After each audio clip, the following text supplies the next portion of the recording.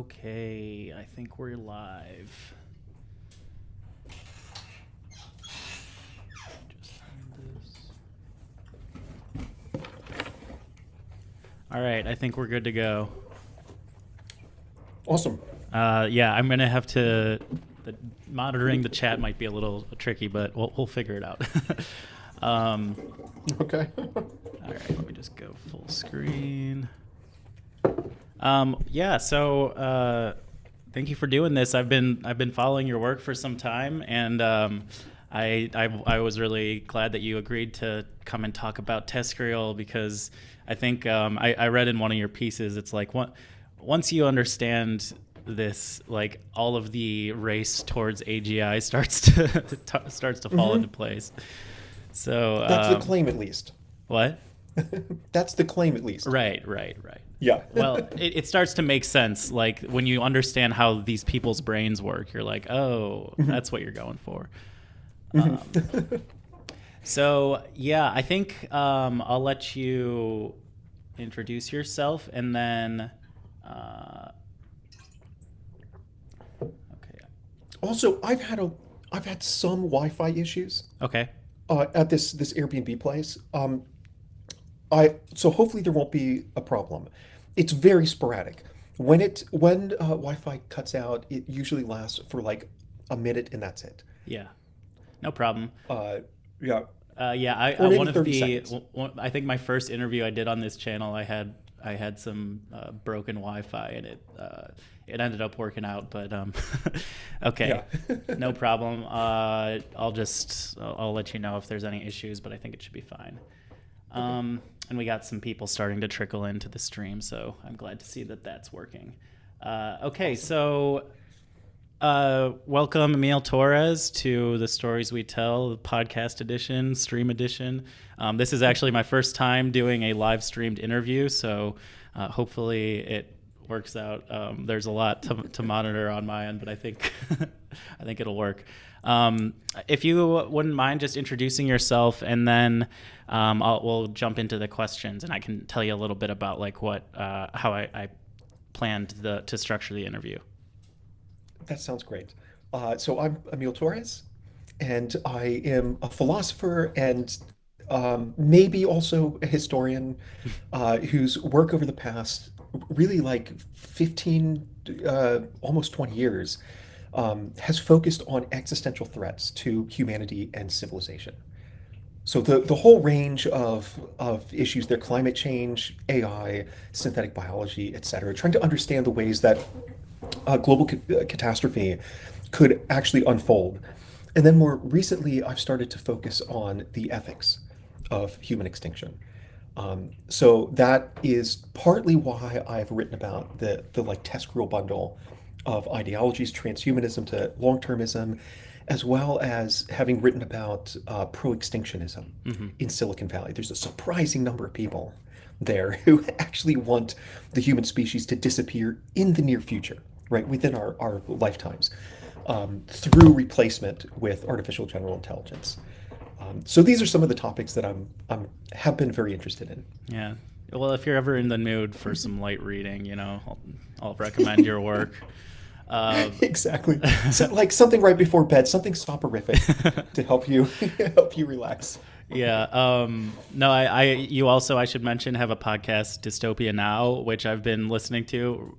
Really excellent stuff. I think you and your co-host, Kate, have a good back and forth. The academic and the comedian kind of work well cool. together. Glad to hear that. Yeah.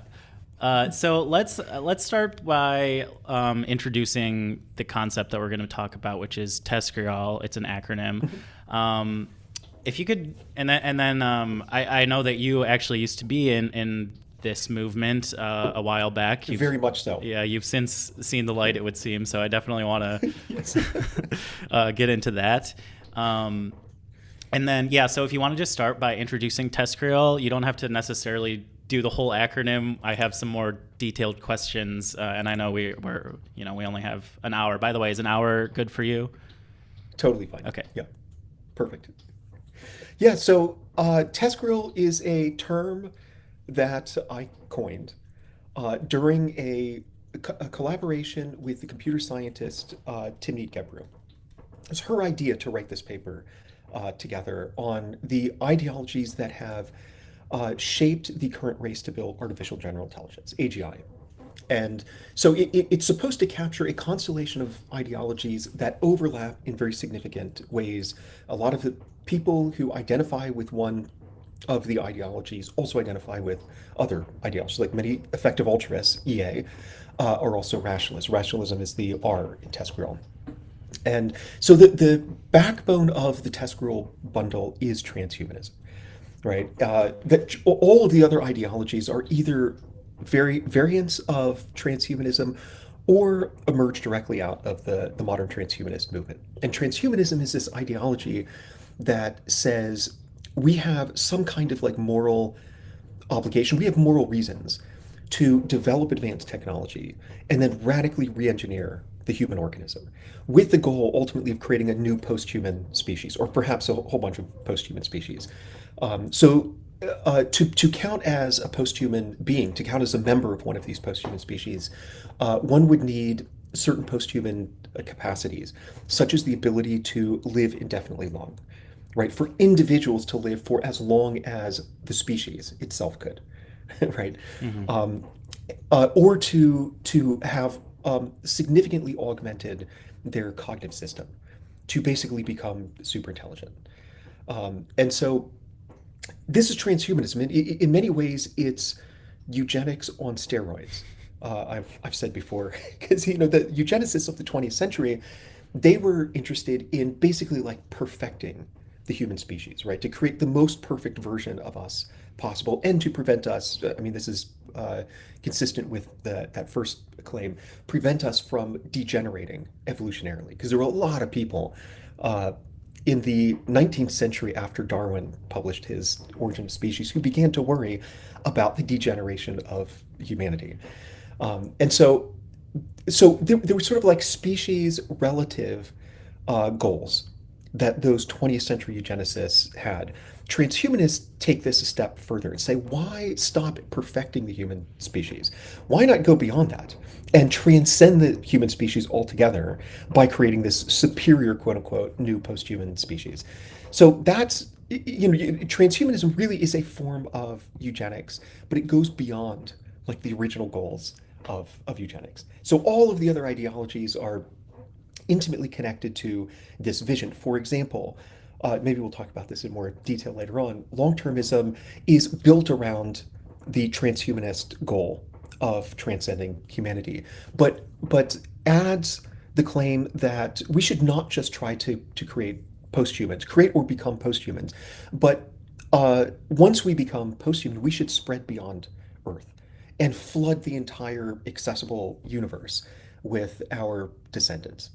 Right. So, and this is really motivated by an underlying commitment to an ethical theory called utilitarianism, Hmm. which says that our only moral obligation in the universe is to maximize value or maximize welfare. Right. And one way to, this is sort of the really weird aspect of utilitarianism. One way to maximize welfare is to create more things, more instances in the universe of things that can produce welfare. Right. So if you have a larger population, you could potentially, if individuals have on average net positive amounts of welfare, then you can, by creating a larger population, produce more welfare or more value in the universe. So this gives us an obligation to ensure that the future population of post-humans is as huge as possible. Hmm. And that's why you find long-termists who are completely obsessed with calculating how many future digital post-humans there could be, Yeah. right? So there are like whole papers written about this. In the Milky Way galaxy, there could be 10 to the 45 digital people. These are actual numbers that they've put forward. Nick Bostrom suggests a much, much, much larger number in the universe as a whole. And that number is 10 to the 58. So it's a 1 followed by 58 zeros. So that's a number that absolutely dwarfs the total number of humans who have ever existed so far, which is, depending on the estimate, the best one I've seen is that there have been 117 billion humans so far. Um, uh, 8.2 billion of whom are alive today. Yeah, that's But so, I only mean, that's that's, only like what, 8 zeros. That's nothing. yeah, I exactly. don't know if that's actually true. Exactly. Yeah, so I mean, but it's a very big number of people who have ever existed. It's a very large number of people who exist right now, but that's tiny compared to how many people could exist in the future. I've written before, it's a molecule in a drop in the ocean, Hmm. right? And so this is long-termism, which is transhumanism plus, plus space expansionism or space colonization.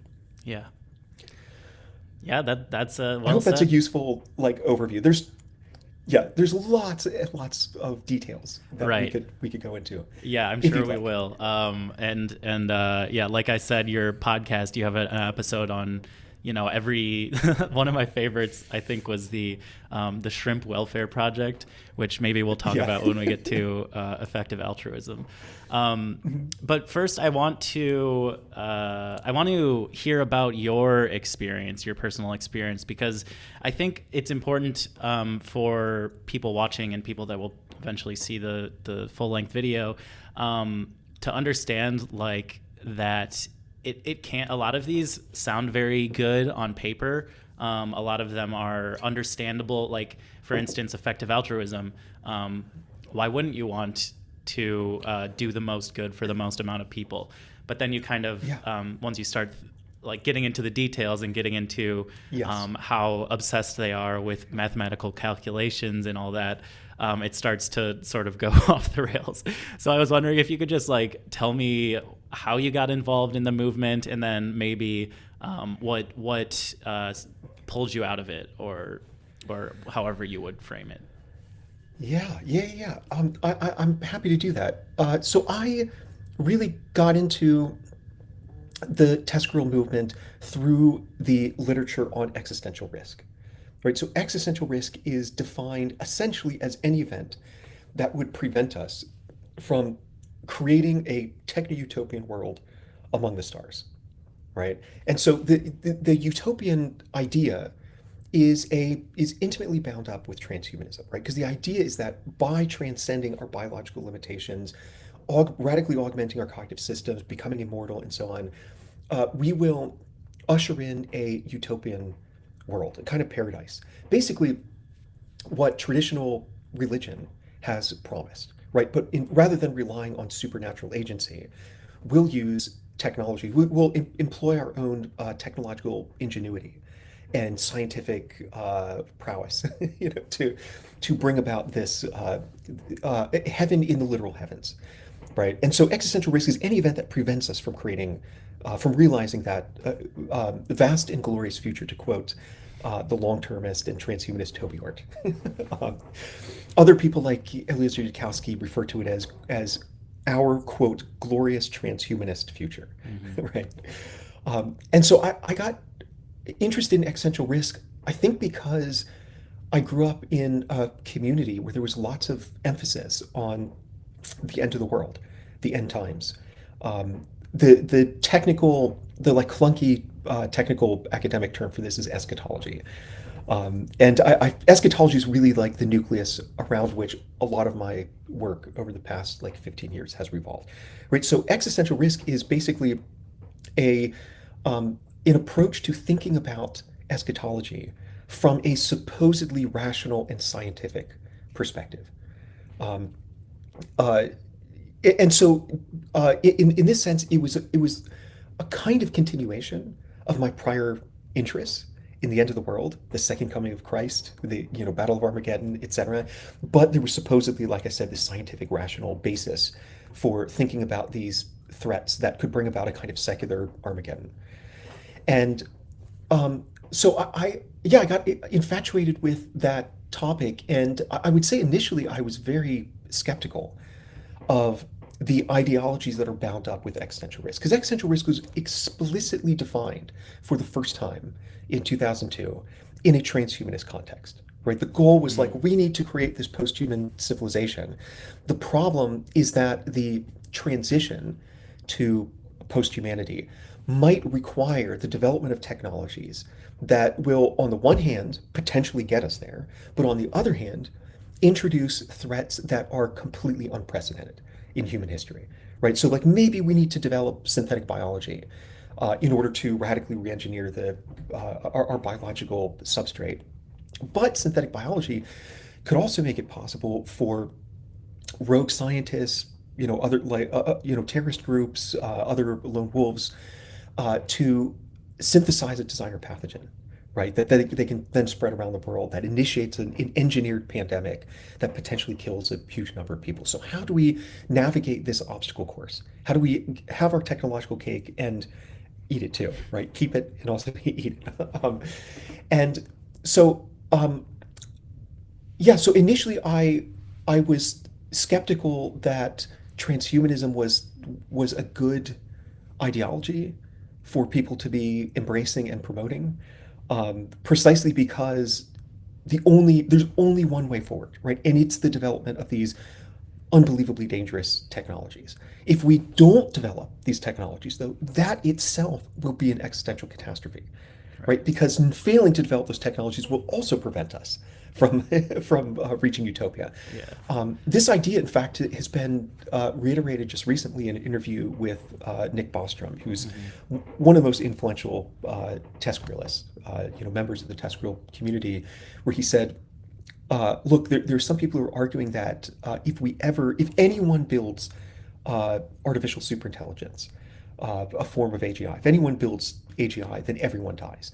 But Bostrom says, what I claim is that if nobody builds it, then everyone dies, Yeah. right? AGI is our ticket to immortality, etc. So we have to build these technologies. And so my initial reaction to the whole existential risk literature was like, this is nuts, right? It's just, imposing this risk on all of humanity. The risk of complete annihilation seems unjustifiable from like a moral perspective. But the more I dug into that literature and immersed myself in the transhumanist community, kind of the more attractive I found that worldview to be. And so just incrementally, like a frog in water that's heating up, I found myself kind of at the heart of that movement, and so sort of internalizing the transhumanist worldview, and from there I got into like effective altruism, etc. I'm just so I like mentioning this just because it underlines my street cred. There was a survey published, I think it was 2 years ago, that found was looking at the most prolific contributors to the existential risk literature, and I'm listed as number 6. Okay. Right. So I've written a ton of papers on these topics, and so yeah, that's how I got into it, and I escaped that community like really around 2018, 2019, Okay. because I came to realize that actually the ideology, transhumanism and long-termism, these ideologies can be utilized by people to justify potentially catastrophic harms imposed on humanity in service of protecting and preserving utopia. Yeah. Right? If you're a utilitarian and you think that the ends can justify the means, and you're further a utopian who thinks that the ends are literal paradise, right? Then nothing is off the table, right? And there are tons and tons of examples of exactly this kind of reasoning throughout history, with like apocalyptic or utopian movements that ended up perpetrating acts of like horrific violence, right? So it's not merely hypothetical. Yeah. And so that was one reason, and the second reason, my apologies if I'm speaking too much. No, You can you're always good. interrupt me at any point. Okay. Um, the second reason was that it occurred to me that the utopia that they're aiming for is not one that would welcome like most of humanity, right? So this is a particular vision of utopia that was crafted almost entirely by extremely privileged white men at elite universities like Oxford University and in Silicon Valley. And these individuals are overwhelmingly like libertarian or have strong libertarian leanings. Most of them don't care at all about social justice issues. And so it occurred to me that utopia is always exclusionary to some extent, right? Somebody or something's always left out of utopia. If that weren't the case, it wouldn't be utopia. It would just be like what we have now. um, and so then the question is like what and or who is left out of their version of utopia? And I think it's like most of humanity. And then probably like a year later, it occurred to me that it's not just most of humanity, it's humanity. The whole point is to create a post-human species to Right. take our place, Yeah. right? So I mean that entails the sidelining, the disempowerment, the marginalization, and ultimately the elimination of our species, right? If our species still exists, then I think many people in the TESCREAL movement will say that something's kind of gone wrong. If they're in utopia, but our species still is still around, using up finite resources that our superior quote unquote posthumans could utilize for much more efficiently to create structures of value. That's actually a term from Nick Bostrom. Mhm. I Then yeah, love their something's value. gone wrong, and yes, structures of value. He literally uses that phrase to refer to future people living in virtual reality worlds and computer simulations, right? So the goal for long termists like him is to not just colonize space, but to create literally planet-sized computers. That's his term, planet-sized computers that are running these vast simulations in which there are trillions and trillions of digital people for some reason living happy lives. I've never never quite understood why they'd be happy Yeah, living in computer they're all just simulations. getting along. Yeah, Uh, I mean, I've joked before that like maybe there's like a digital pharmacy where they can get digital Prozac to like you know deal with the fact that they're just means to an end. The end is maximizing welfare, and they're just kind of there um, playing their part by introducing net positive amounts of welfare or value into the universe. So those are the two reasons that I ended up leaving.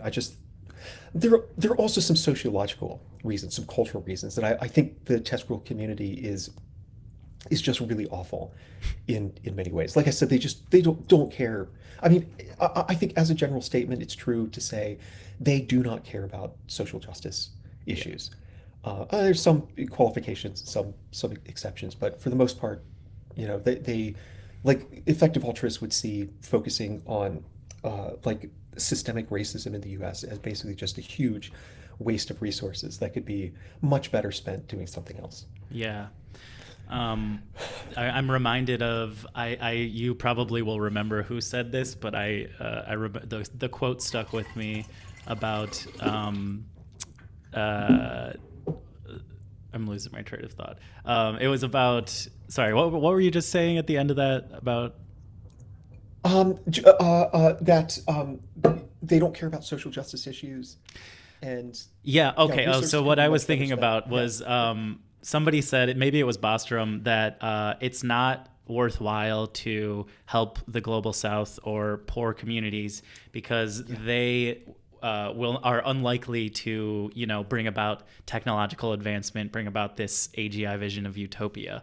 But yeah, instead, you should focus on helping out by build, either doing things philanthropically in the global north or by investing in AI or working on AI or all of these various all of these things like one thing yeah, I think it was when I was researching effective altruism all of this website 10,000 hours which is yeah, like basically helps people decide what they want to do with their career.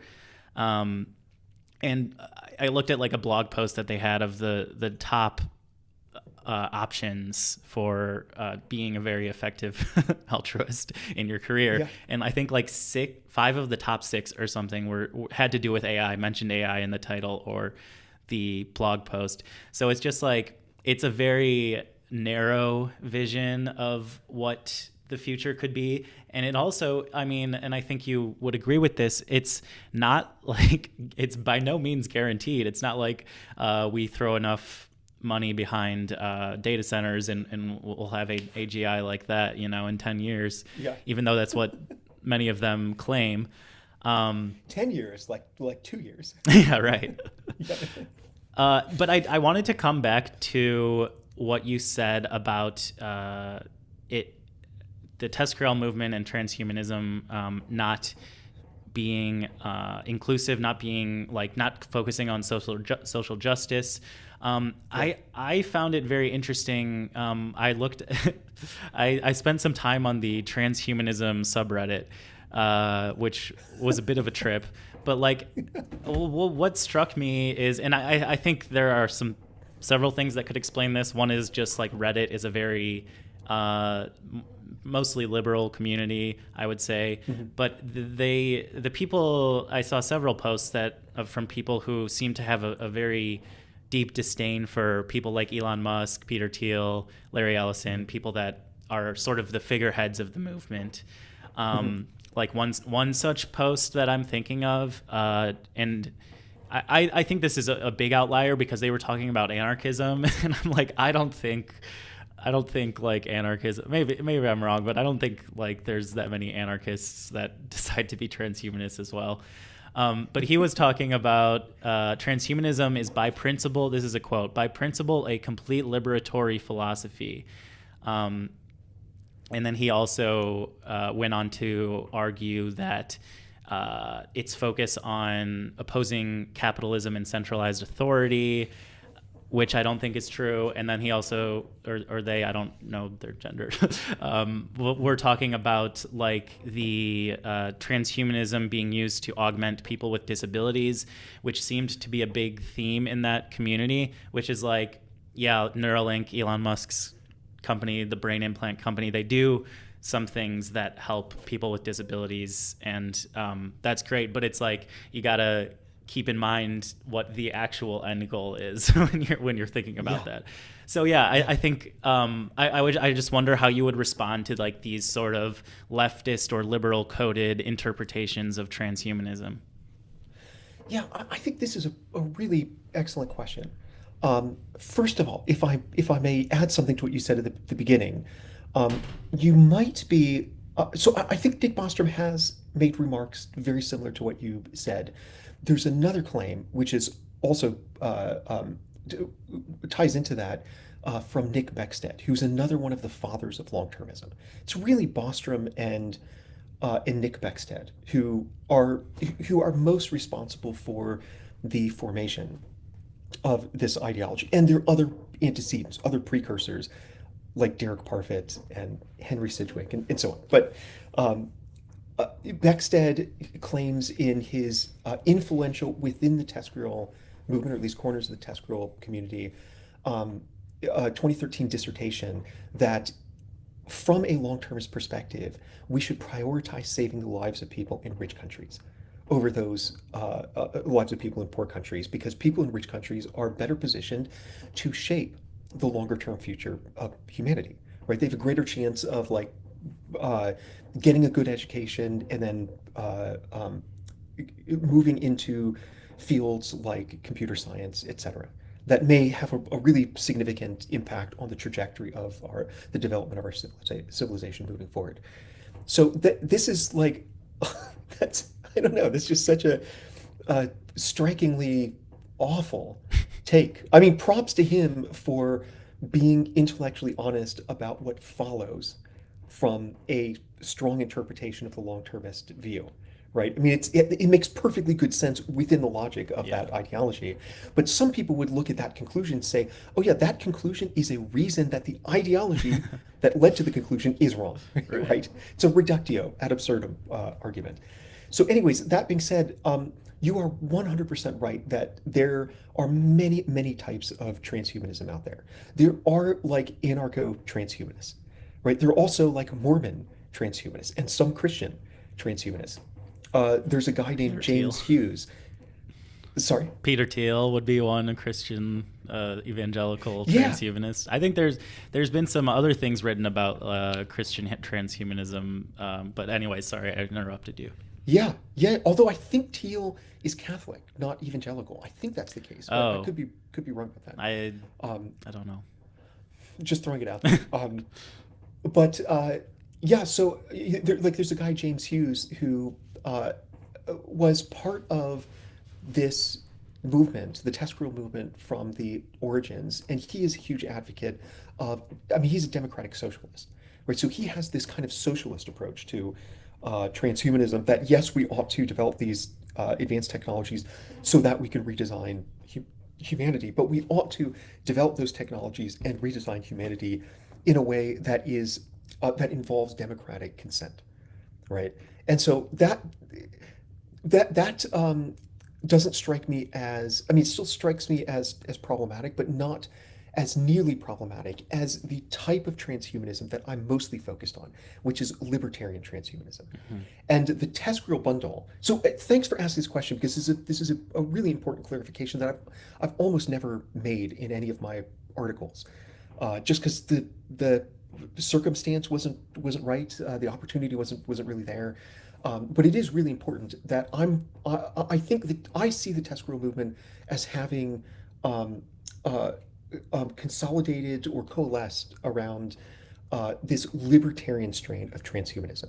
And the reason that I think I might be excused in referring to libertarian transhumanism as just transhumanism is that the libertarian version of transhumanism, that is the version that has become hugely influential Right. in Silicon Valley.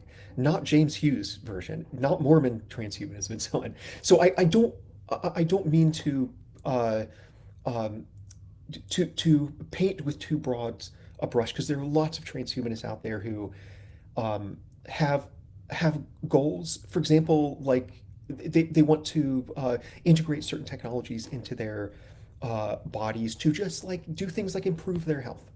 you know, to uh, yeah, to improve their health, as opposed to like these really grand visions of creating a new post-human species to take our place. But the libertarian transhumanists are really the most salient advocates of that sort of grandiose eschatological, end times kind of vision. Hmm. So yeah, excellent question. Yeah. Would you say, thanks? Would you say that Sure. like this liberal or leftist or other variants of transhumanism, would you say that also falls under the definition that you give of it being a version of second wave eugenics? Yeah. Another great question. I I will confess to not having spent nearly as much time thinking about this issue as I have thinking about libertarian transhumanism and its uh, consequences in Silicon Valley and consequently for the rest of the world. So I think, like, at the very end of what I was just saying, I was gesturing at another like minority of transhumanists who I don't think really have like eugenic ambitions. Um, maybe in a sense they do, because some of them might want to improve themselves in such a way that they go beyond the sort of quote unquote natural Hmm. range of species variability. Yeah. Um, but but what I would say is that I think that some of these other versions of transhumanism are much less obviously problematic Yeah. than libertarian transhumanism, which I think really is. I mean, within that strain of libertarian transhumanism, you find the exact same kind of sentiments and attitudes that animated the eugenics movement of the 20th Yeah. century. So you find like racist attitudes. There are people who worry about immigration. There was a tweet that came from Elias Yudkowsky a few years ago, where he said, "Oh, IQs are falling. The average IQ level is falling in Norway, I think was the country, but it doesn't appear that this is due to immigration." And it's just like, why would you? But also, like the obsession with IQ itself Right. is another like inheritance of the 20th century eugenics movement. Because IQ tests were developed at least in large part by eugenicists, many of whom had like very racist, sexist views. White men are superior, women are inferior, other races are even below that. Um, and so, yeah, there's this unbelievable obsession with IQ throughout the TESCREAL movement, to the point where the effective altruist community, in particular the Center for Effective Altruism, CEA, had tested an internal ranking system of members of the community called the Peltiv ranking system. Right. And this was, yeah, yeah, yeah. And this was first mentioned in an article published in Vox where there were a bunch of different components to the ranking system, but one was that if individuals had uh, were known to have, or were, I guess, were suspected of having an IQ of 100 or below, they'd have Peltiv uh, points subtracted. And if they had IQs of 120 or above, they'd have points added. But anyways, I mean, just like the racism, the sexism, classism, etc. I mean, these are attitudes that are not necessarily embraced by everyone in the broad transhumanist movement, but are definitely very conspicuous within libertarian transhumanism. Yeah.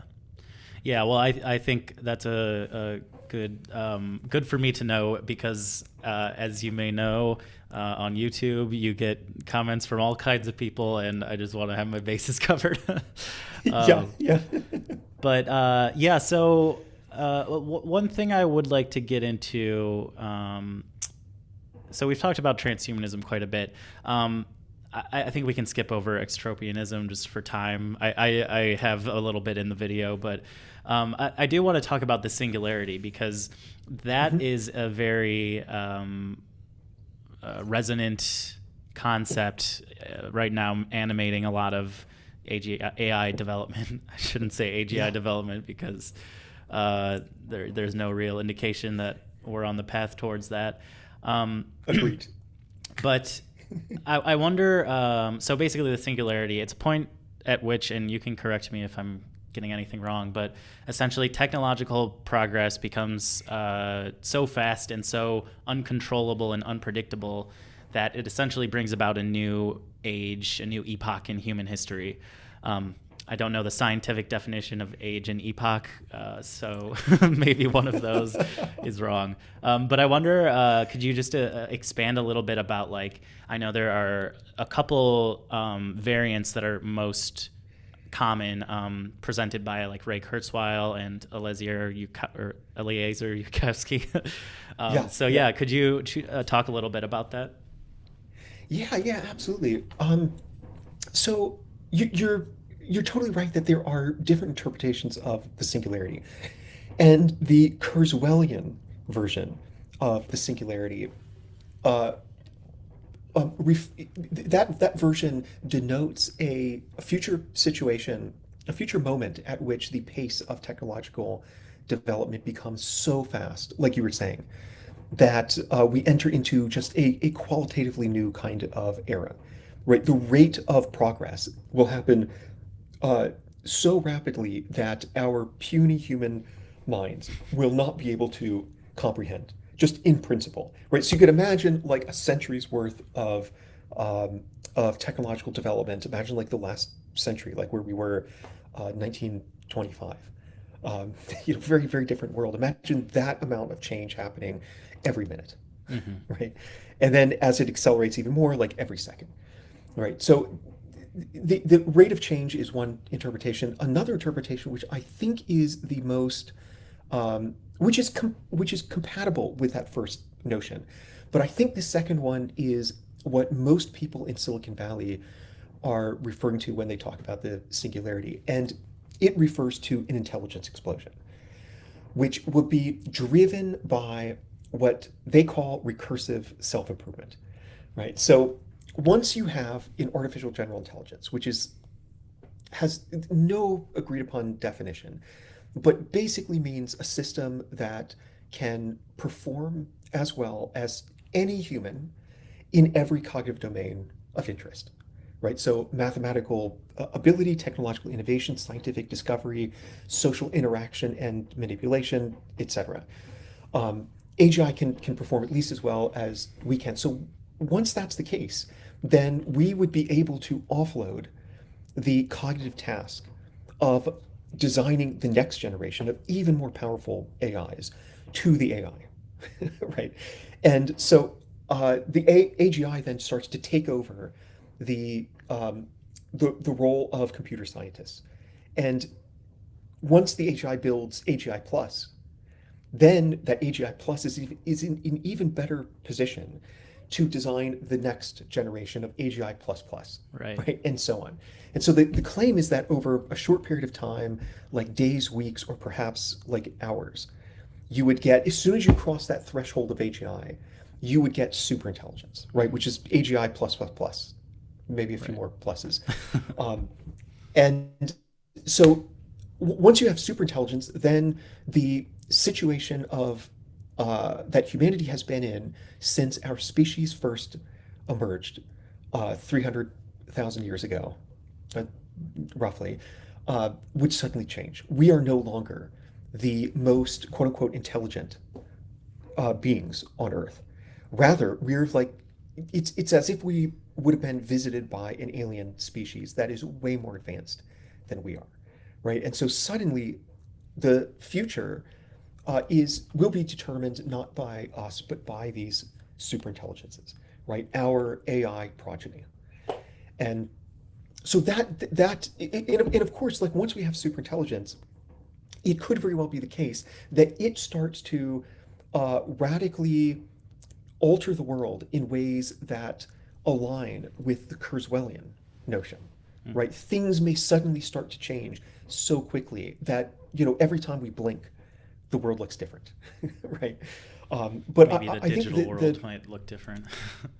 exactly. Maybe we're like, literally, some people in the community have thought like maybe the superintelligence will like upload our minds to computers. Maybe the superintelligence will upload our minds to computers in order to torture those of us who prevented it from coming to Yeah. existence. Is that Right? Rocco's This is the basilisk? exactly yes. Did you ever see there was like a parody page, a web page that was like the Center for the Alignment of AI Alignment? I did see that. Yeah, It's yeah, really that was funny, good. but there was a part on that talks about Rocco's basilisk, and it's like, please no, don't torture us, robot. I don't know. Look it up maybe afterwards or chat. You can go look it up. It's called Center for AI Alignment or something. Um, Yeah. The yeah, obvious question is like once you have a few of those alignment centers, like who aligns them? right. So I mean, it's an obvious joke to make, but Yeah. Yeah, I'm also reminded of as you were talking about that this AI 2027 yeah, website or study or whatever they wanted to call it, where essentially this kind of it goes through the vision that they have for how AGI comes and then like what comes after that. And the way that this singularity concept plays out in this like thought experiment, I guess, but it was actually more like a prediction. It seemed like they were saying this is going to happen. Was yeah, that like once you have AGI, then you can basically create as many as you need and tell them to do science or study AI more. So then you have like uh, the AGI agents, I think is what they called them, who are yeah, contributing, every minute more and more to scientific knowledge, to AI development, and then obviously it follows from there that they can create more AGI agents and to do their work. yeah, But yeah, it just kind of ties back into this.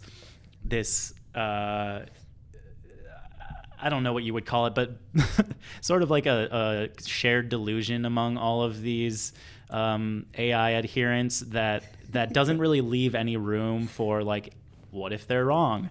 It yeah, kind of assumes, and that's where like we can talk about the utopia dystopia dichotomy and how it's basically saying the same thing. I touched on this in one of my past videos, but we've talked a little bit. We've mentioned several names. One name that I do want to get into because I think he is instructive in this like doomer, explaining the doomer versus booster dichotomy is Eliezer Yudkowsky, who is really one of the most awful people I think I've ever heard of.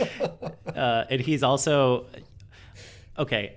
Two things to mention. One, the size of his massive ego, which I yeah, think one of the things that came to mind when I was reading about him. Eliezer Yudkowsky is the founder of Less Wrong, which is like a rationalist blog, one of the leaders in the rationalist movement, is kind of this like egoistic utilitarianism that sort of drives his idea of rationalism, which is that he considers himself to be a genius. He's said this on many occasions. And he believes that he is the one that can solve or bring about AGI quicker or whatever. But it kind of like, I think it helps explain how some of the other people in the TESCREAL movement operate, especially like the Elon Musks of the world, who just like have these ideas of themselves as being the savior of humanity and this messianic worship of technology. So I think that you mentioned earlier, like there's nothing, or I don't know if you said this exactly, but like there's nothing rational about rationalism. And for everybody watching, this is not rationalism in the sense of like Descartes or Plato. It's a lot stupider than that. So anyways, I wonder if you could just talk about like who this guy is, who Eliezer Yudkowsky is, and like especially his ideas about like AI is going to destroy the world. Sure. So Yudkowsky is an individual who has been an active participant in the TESCREAL movement going back to the 1990s. So he was a very energetic contributor to the Extropian, it's called the Extropians mailing list. This was the mailing list on which Bostrom sent his now somewhat infamous email that I uncovered at the end of 2022, in which he wrote out the N-word. And he said that he... Sorry, go ahead. Like black people are less intelligent than white people, essentially. Yes. Yeah. He believes that blacks are more stupid than whites.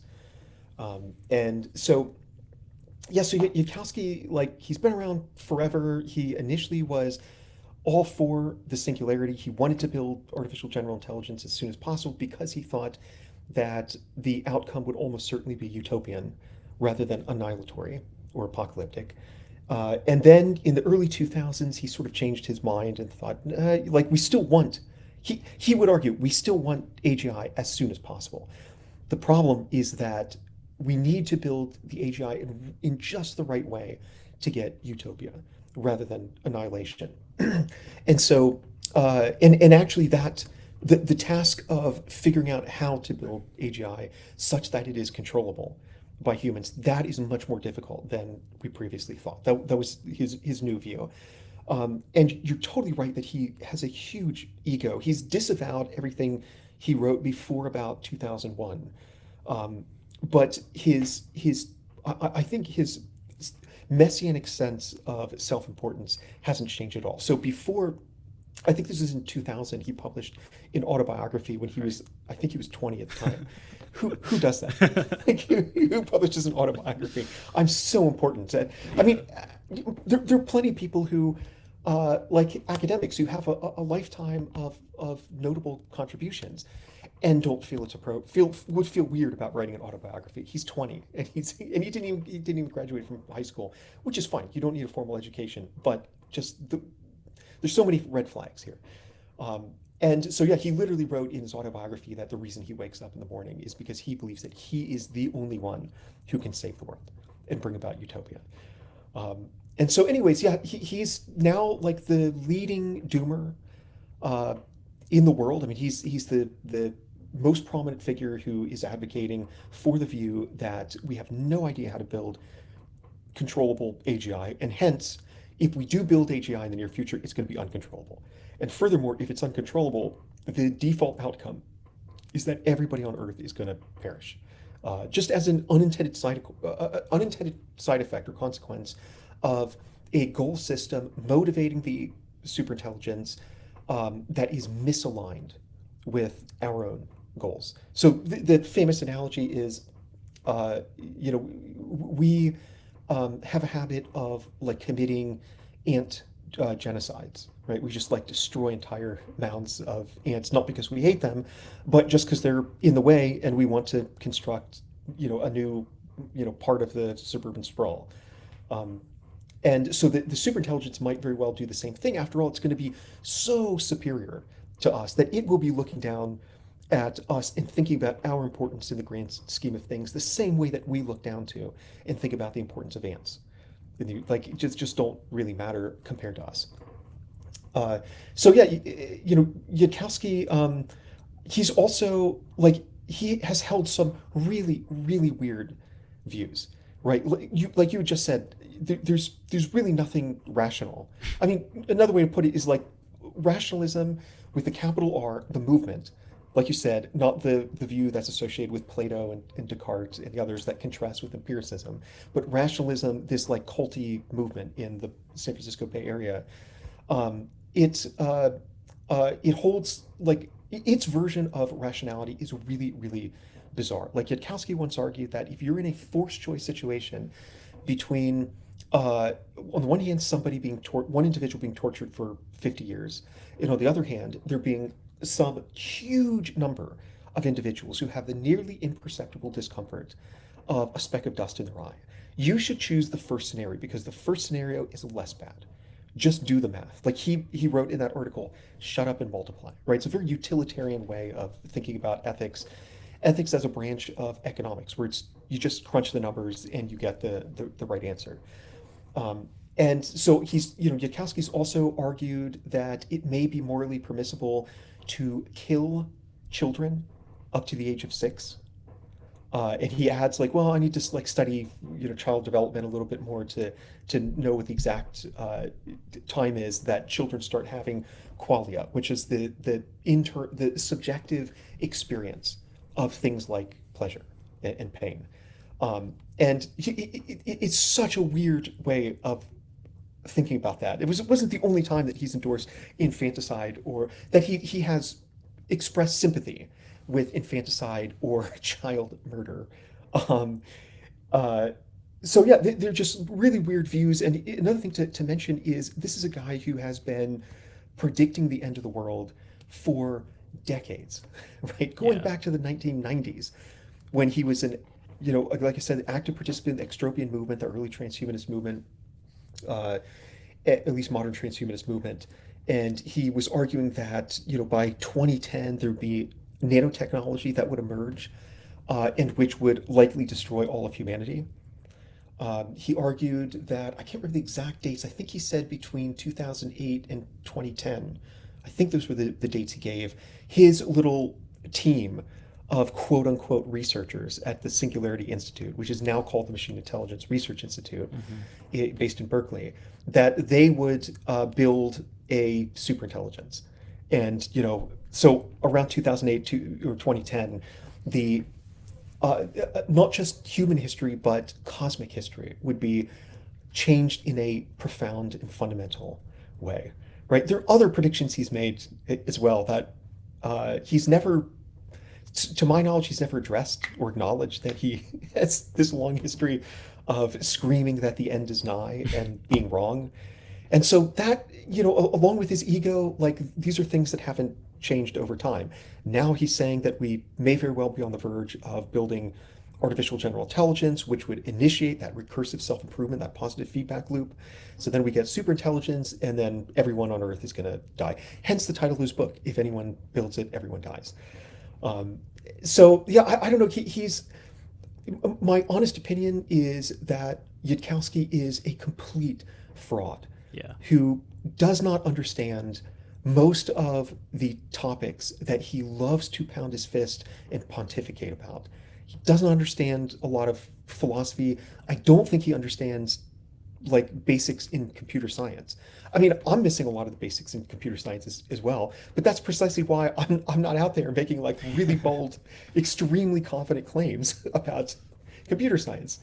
Um, and when I do tread into that territory of computer science, I'm always triple checking with genuine domain experts to make sure that I'm not saying something that looks silly. But Yudkowsky, like he has a sexy story to sell people, which is imminent apocalypse that will unfold as a result of advanced technology that we cannot understand and will bring about the literally he's used the term like instantaneous death of everyone on Earth. Like that's a fantastic sci-fi, apocalypse story.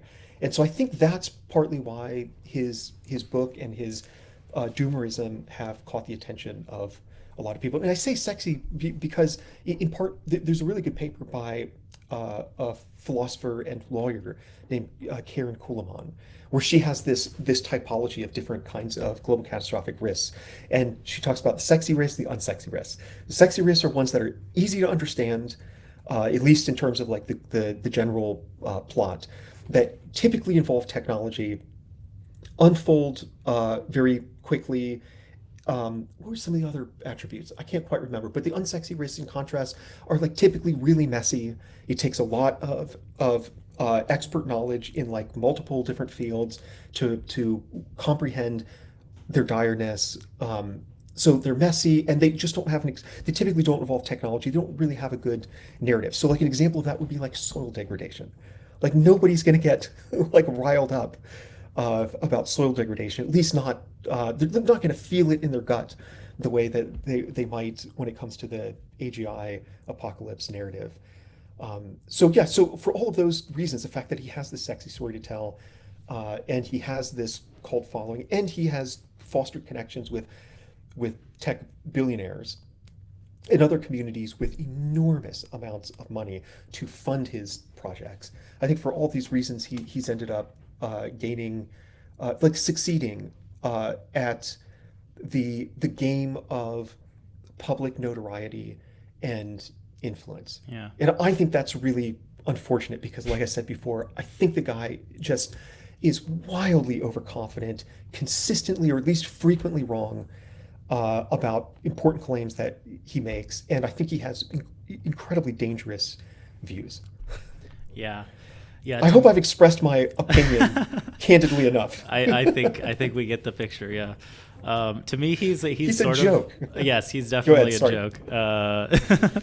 To me, he's sort of a microcosm of the whole movement because, like, I wish that we could just like listen to what he says and laugh and be like this fucking loser, but like he's been profiled in the New York Times. He's written for Time magazine, an op-ed. So he's like, and he connected, I think, Peter Thiel and the founders of Google's DeepMind. So he's clearly an influential figure. Sam Altman has said that if it weren't for Yudkowsky, he and many other people in the field of AI would not have gone into the field of AI. Yeah, so maybe we need like a philosophical thought experiment on Less Wrong about if we could go back in time and murder the child of Yudkowsky. Just kidding. For clarity, that was a joke. Okay, so I think we're running up on time. I did want to talk a little bit about effective altruism if you have a little bit more time. Is that all right? Yeah. Okay. Sounds good. Yeah, so I think we've talked about pretty much all of the acronym letters to this point. We've at least mentioned all of them. But effective altruism, we haven't really gotten into. So let's see, what was my question? So you've written a lot about EA. You've described yourself as a former member of the community.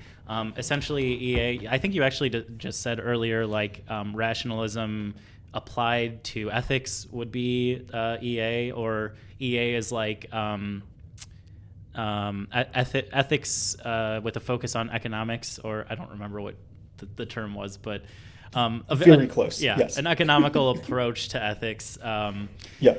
So yeah, similar to rationalism, to long-termism, sounds okay on paper, but when you see how it's implemented and like the very narrow view about what is considered effective and what is considered, I guess, altruistic, it strays into problematic territory.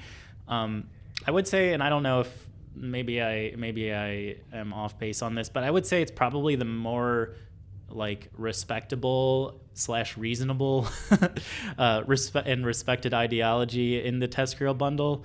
Notably, like Peter Singer is a well-regarded philosopher who is an EA. So I guess my question is like, what is the problem with EA, or like where does it go wrong? And would it be accurate to say that its focus on philanthropy and not necessarily like grassroots organizing or giving money directly to the most impoverished people in the world, and instead going through these like effective charities? Would you say that it would be accurate to say that EA upholds and advances white supremacy? Um, yeah, I mean, this could absolutely be an episode on its own. Um, of course. Yeah, I think it does in many ways. So I mentioned. So first thing to notice is that long-termism is a branch of EA, right? It's one of the Yeah. main cause areas. And in fact, it's a cause area that over the past, like, I don't know, 6, 7 years has become dominant within the, at least more dominant within the community, right? A lot of the leading effective altruists like Will McCaskill and Toby Ord have shifted their focus to long-termism, largely, right? I mean, the last two books that they published, Toby Ord's The Precipice in 2020 and McCaskill's What We Owe the Future in 2 years later, are both basically books about long-termism, right? So the reason I mention that is Beckstead makes the claim that I referenced earlier about the prioritizing the lives of people in rich countries, all of the things being equal. And what one could make an argument that this is upholding white supremacy, right? And so white supremacy is an ambiguous term. It could, a lot of people will immediately think of white supremacists, right? Which are individuals out there who explicitly say like we want a white like ethno state, or we oppose non-white people and so on. And so white supremacy, the sense that I think is relevant here, was defined by Charles Mills as something like, I might not get the words exactly right, but something like the unnamed political system that explains why the way the world looks the way it does, Yeah. right? And so I think in that sense, Beckstead's claim is very much supportive of a white supremacist kind of ideology or political structure. Uh, but beyond that, one way to think about philanthropy is that this is a simplistic but I think very useful way to thinking about it. Is there's sort of two components: power and wealth. And the goal is to, well, okay, let me back up because they're different potential goals. So the way traditional philanthropy works is that most of the power remains in the hands of people in the global north. And the goal is for these individuals who have the power, to transfer wealth to impoverished countries, for example, in the global south. And um, in other words, so mostly like white people, affluent white people, are making the decisions about where the money goes and how it's used, right? So there's an alternative approach to philanthropy which would transfer both wealth and power to people in impoverished countries, right? So an example of this would be funding grassroots organizations. Rather than approaching philanthropy by saying, we have this one size fits all approach. We're going to try an intervention in this region of the world, and if it works, then we're just going to use it in every other region of the world, right? Which ignores variability from one region to the other. When you fund a grassroots organization, and in doing so, you transfer not just wealth but power, you are saying to the individuals who run the grassroots organization, you have ground level knowledge and lived experience, which are uh, deeply connected to deeply that I'll put it differently, that provide insights about what the root causes of poverty are in your particular region. And we are now giving you not just the wealth, but the decision-making power to spend that money however you want. If you think like giving out that money in the form of cash to people in the community is the best way to do it, then do it. If you think it's like building infrastructure, paving some roads, building a food processing center, and so on, then use the money in that way. So this is a problem with traditional philanthropy. It holds on to the power for the most part, while transferring wealth in the ways that people, with, at the Gates Foundation, et cetera, deem to be best. EA is even worse, right? So there was a really good article written by a farmer in Uganda who runs I think it's called the Ugandan Community Farm. I think that's the name. And he wrote a critique of EA, saying that EA is even worse than traditional philanthropy. Because at least with traditional philanthropy, grassroots organizations would sometimes get funded. With EA, grassroots organizations will never get funded, right? Because, for example, Anthony Kalulu, who runs that Uganda Farm organization, he argues that what his particular community needs is a food processing center. He says they need a ready market for the crops. They're producing crops, but it's hard to get those crops to people who need the crops, right? And a food processing center would facilitate that process. And so the thing is, like, EA comes in with their like highly quantitative, extremely narrow metrics, and they're going to ask Anthony Kalulu, tell me how many lives over the next year your food processing center is going to save. And he's going to go like, I don't really know. It's like hard to calculate that. And EA is going to say, sorry, if you can't answer our question, if you can't provide clear data about exactly how many people are going to get saved, then we're going to go to something else, to some other cause where that data is available, right? Like buying anti-malaria bed nets, anti-mosquito bed nets. So then you can actually calculate, okay, if you ship in like this many mosquito nets, then it's going to save this many lives. You're going to see the death rate from malaria go down by this amount, right? And so Kalulu's argument was that EA is even worse than this, as I mentioned before, and tying this back into white supremacy. Um, it's easy to make a case then that what EA is doing, even more than traditional philanthropy, is holding on to all of that power, Mm-hmm. right? It's almost entirely white people who are largely male at places like the University of Oxford, who are making decisions, who are backed by extremely wealthy, quote unquote philanthropic donors, like the co-founder of Facebook, Dustin Moskovitz. And it's these people at Oxford University who are deciding this is the way we're going to spend the money. This is the way that money is allowed to be used. This is the way it will be transferred and distributed, etc. And, I find that to be deeply problematic. I think the right way to go about philanthropy is to hand over the money and the power. Yeah. And give people in the global south, in these poor countries, give them the decision-making power to solve the problems that they're facing, that they understand way better than anybody in the global north, even at elite universities, could possibly know, because again, they have ground level firsthand knowledge of what exactly is going on in their situation, their region, what they need. So this is another way that I think EA is tangled up in that political system interpretation of white supremacy. Yeah. I hope that makes sense. No, absolutely. Well said. Yeah, I think that like the EA and TESCREAL more generally is, to me, and I'm sure there are some people with good intentions, but to me it's a very self-serving,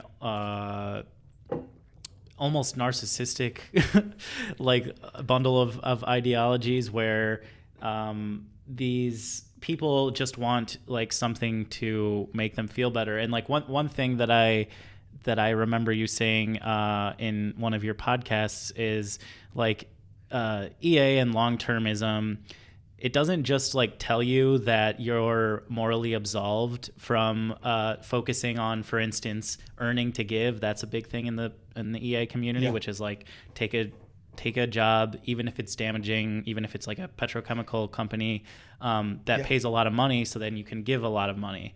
Uh, Yeah. so And and may then I like add real fast that that is the reason that Sam Bankman-Fried went into crypto. right, Right? He had a conversation that changed his life in, I think it was 2012, with Will McCaskill. Will McCaskill introduced him to the idea of earn to give. And so Sam Bankman-Fried went and worked on Wall Street, where a bunch of other EAs had gotten jobs, specifically at Jane Street Capital.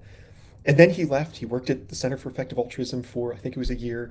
And then he went to crypto because he thought, yeah, like I want to, like, there was a journalist who once described it memorably as the goal being to, quote, get filthy rich for charity's sake, right? The more money that he can quickly make, then the more money he has to donate to charities. And the more money he donates to charities, the better, the morally better a person he becomes. yeah, Right.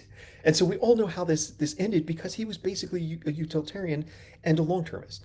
And I have, this is just my own surmising of the situation, but I put my money on it that he probably was sitting in his little like, headquarters in Bahama, where he was running the FTX cryptocurrency exchange platform, and he was probably thinking like, look, sure, I'm committing a little bit of fraud, but what I'm doing is going to have such a huge positive impact on the long-term future of humanity because he's funding all of these long-termist projects that again, the ends justify the means. He right. was a utilitarian. That's what he believed. And on the utilitarian view, there's nothing intrinsically wrong about any act.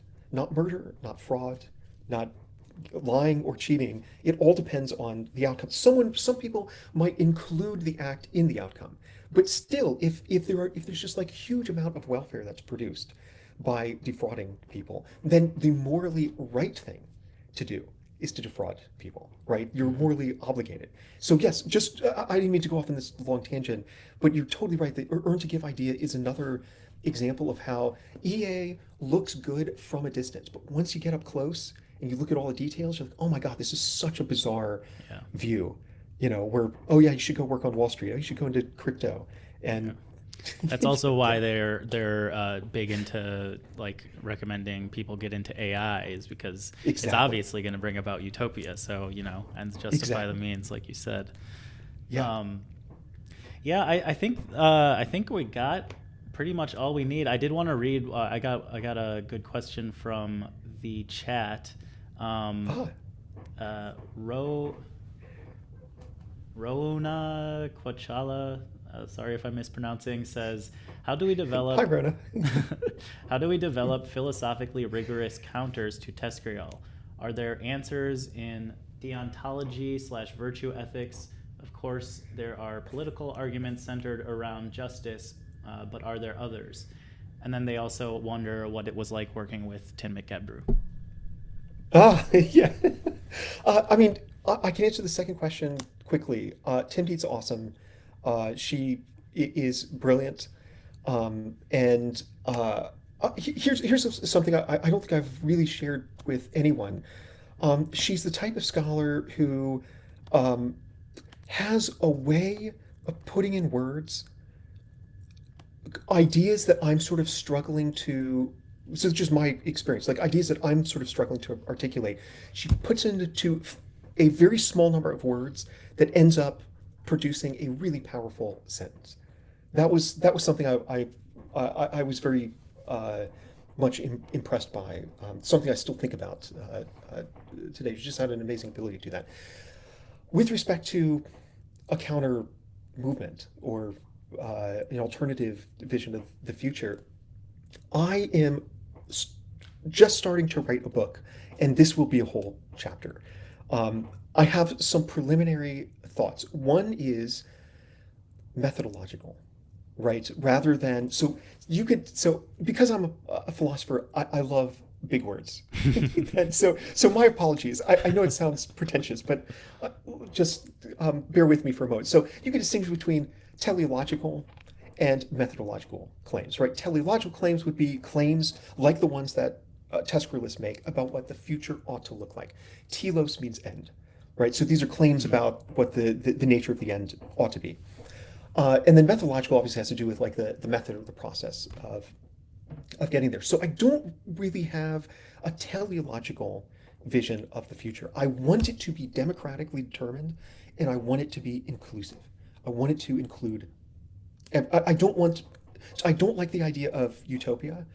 I do like the idea of protopia, that we should just try to create something better, and that perhaps what better means require what better means at time t2 may not be determinable from where we are right now. Maybe we need to get to some future time t1 in order to determine that. So you can imagine like driving down a road at night with your headlights on. And you like just don't know where like it's a curvy, sinuous road. You don't know where the road's going to curve in the future. That's fine though, because once you get there, you'll figure it out. So it's sort of keeping options open for future generations to self-determine, right? I like that. I think that's part of protopia. So it needs to be inclusive. It needs to be democratic. And the methodological point, I borrow from a friend of mine named Monica Bilskita, who also is a very brilliant activist and artist. And she has this line, which I love, which is that you cannot design for, you must design with. Right? And she was specifically talking about designing a future for humanity. And so I think it is really, really important that, even if it's the case that that one cares about inclusivity, social justice, etc., it's not enough to then go on by yourself to design a future that will affect everyone. You have to include people who represent every culture, every religion, every thought tradition, etc., around the world in the process of figuring out what the future ought to look like. Um, so those are two aspects. The other thing, what is the other thing? There is one last point that I would love to make if I could remember it. Um, but unfortunately, it eludes me right now, and That's time's up. okay. So That's all right. we'll Um, chat again at some point. yeah, definitely. No, this was awesome. Thanks so much again for taking the time, going a little over. Thank you everybody for tuning in, Yeah, thank and you.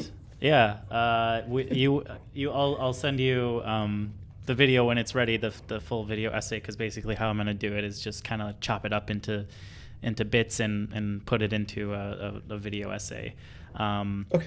it might be a while because I've already got one in the works. But yeah, anything else before you hop off? No, just want to thank you for inviting me on. This is really fun. All right, yeah. Where can people find your work? So I have a website, which is xriskology.com. Riskology, as in like if there was a field of risk studies, and then X before that. That's also my handle on Twitter and Blue Sky. For some reason, I'm still on Twitter X, but I am pretty active there. So yeah, send me an email or connect with me on social media. That would be great. Cool. Awesome. And then also I want to plug for those who didn't hear it the first time. Émile also has a podcast called Dystopia Now, which really goes into depth on some of these wackos. So go Oh, check the it other out. thing I should mention. I'm so sorry. I'm not in the habit of doing this, but I have a newsletter, which will be my primary source of income next year, after I move to Europe, and it's real time tech apocalypse. Hmm. New real-time tech apocalypse newsletter. So I publish articles twice a week on these issues. So I hope to see you there. Yeah, I've read some on Substack. So yeah. Cool. All right. Well, thank you again, and talk to you sometime in the future, hopefully. Awesome. All See you right. later. Bye. All right, y'all. Let me bring up my webcam. That's going to do it. Thank you, everybody, for tuning in. I thought that was a really great conversation, and I'm also kind of tired, so I'm going to leave. And I'm just trying to catch up on the chat. Sorry I didn't get to all these questions. We were kind of short on time. What is the AGI supposed to do? Just build more computers and finish knowing all science? Yeah, I mean, basically their idea is that super intelligence is a goal in itself, and like Nick Bostrom especially, and Eliezer Yudkowsky, I always say his name wrong. They say that if you can bring about super intelligence and have these, I think one of the phrases they use is beams of light getting along and having fun. That's more or less a quote. Then it's worth it to not exist as humans anymore. So they want to create a new post-human species to colonize the stars. I mean, there's some different variations, but that's the gist of it. Any other questions before I hop off? Laura also says, what are the human beings that are being, I don't really know, being lost in their utopia? I don't really know what you mean.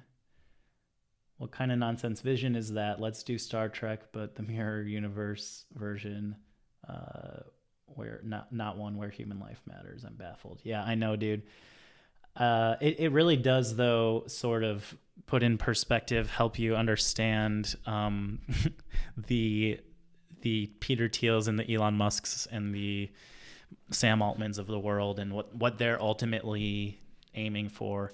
But yeah, I think that was all the questions, so I'll let y'all go. The weird online simping for a Bella girl? No, I don't think we got to that.